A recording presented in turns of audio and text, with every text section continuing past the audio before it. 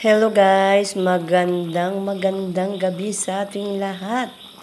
Ayan, nagluto tayo ngayon ng pininyahang manok.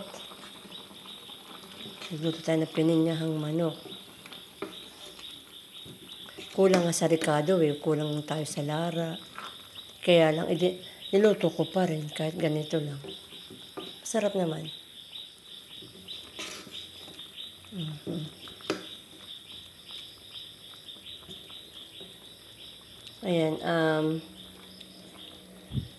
Ayan, nag-isa tayo ng ng bawang sibuyas. And then, nilagyan natin yung manok.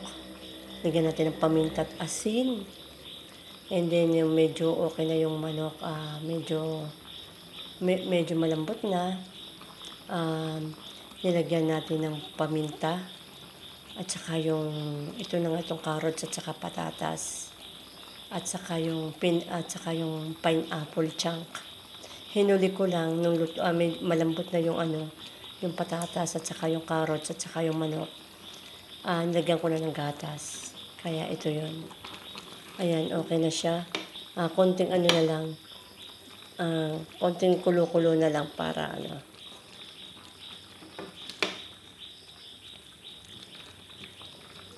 Hindi ako nag-aasin masyado. Ayan.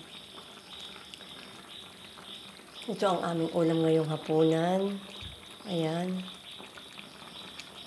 Ayan guys, Ito ang aming ulam.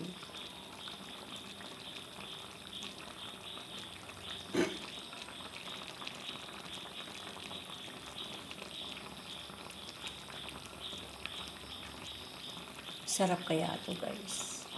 Ayan guys. Ayan, okay na siya.